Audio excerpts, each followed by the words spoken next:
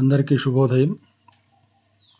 ధ్యానేన ఆత్మని పశ్యంతి కేచిదాత్మానమాత్మనా అన్యే సాంఖ్యేన యోగేన కర్మయోగేన చాపరే.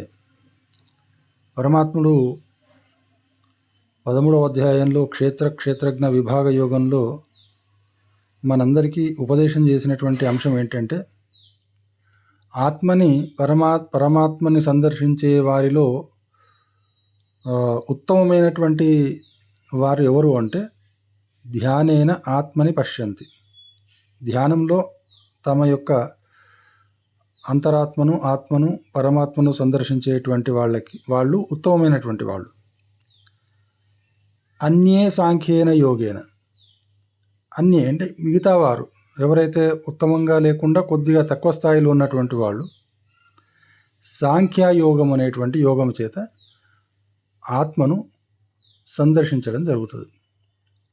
ఆ సాంఖ్యయోగం అంటే ఏంటిదంటే, పురాణ ఇతిహాసంలో చెప్పినటువంటి రహస్య విషయాలు, వేదాలు ఉపనిషత్తులు బోధించేటువంటి తత్వజ్ఞానం, వీటన్నిటినీ వినటం ద్వారా ఆత్మ గురించి తెలుసుకోవడం అనేది సాంఖ్యయోగం.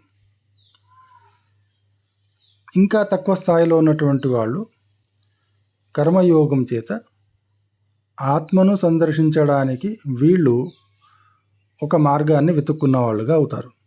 అంటే తక్కువ స్థాయిలో ఉన్నటువంటి వాళ్ళు కర్మయోగం చేత, దానికంటే ఉత్తమంగా సాధించేటువంటి వాళ్ళు సాంఖ్యయోగం చేత, అంతకంటే ఉత్తమంగా ఉండేటువంటిది ధ్యానయోగం చేత ఈ యొక్క పరమాత్మని తెలుసుకోవడం, తత్వజ్ఞానాన్ని తెలుసుకోవడం అనేది సాధ్యమవుతుంది. కాబట్టి ప్రతి ఒక్కళ్ళు కూడా ధ్యానాన్ని చేయగలిగే అవకాశం లేనటువంటి వాళ్ళు, తమ మనసును నియంత్రించలేనటువంటి వాళ్ళు, సాంఖ్యయోగం అంటే పురాణ ఇతిహాసాలు జ్ఞానానికి సంబంధించినటువంటి బోధన లేదా అలాంటి వాళ్ళ దగ్గరికి వెళ్ళి మనము నేర్చుకోలేనటువంటి వాళ్ళు, కర్మయోగం చేత ఖచ్చితంగా వారు తత్వజ్ఞానాన్ని తెలుసుకోవడానికి అవకాశం ఉంది అని మనకు శ్రీకృష్ణ పరమాత్ముడు బోధించినటువంటి విషయం.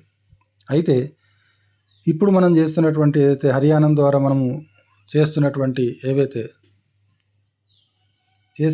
ఏవైతే ఈ ముహూర్త సాధన చేస్తున్నామో, అంటే సాత్విక కాల సాధన చేస్తున్నామో, అవన్నీ కూడా పరమాత్ముడికి మనము దగ్గరయ్యేటువంటి, అంటే పరమాత్మ తత్వజ్ఞానానికి మనము దగ్గరయ్యేటువంటి కాలాలుగా మీరందరూ పరిగణలోకి తీసుకోవాలి.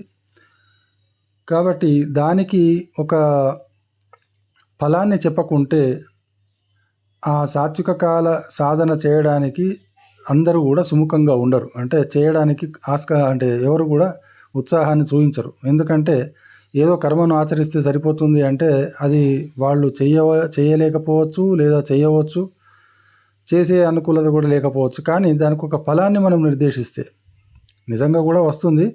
కానీ ఫలాన్ని చెప్పడం ద్వారా ఆ ఫలం కోసమైనా కానీ ఈ యొక్క కర్మయోగాన్ని ఆచరిస్తారనేటువంటి ఉద్దేశం చేతనే ఈ యొక్క హరియానం అనేటువంటి మార్గం లోపల, జ్యోతిష మార్గం లోపల మీ అందరికి కూడా ఈ ముహూర్తాలని, ఈ సాత్విక కాలాన్ని సూచించడం జరుగుతుంది. అందరూ కూడా దీన్ని తూచా తప్పకుండా పాటించి ఈ పరమాత్మ తత్వజ్ఞానంతో పాటు మీరు కోరుకున్నటువంటి కోరికలను కూడా నెరవేర్చుకునే విధంగా సాధన చేయాల్సిందిగా అందరినీ విజ్ఞప్తి చేస్తున్నాను. జై శ్రీరామ్. నమస్కారం.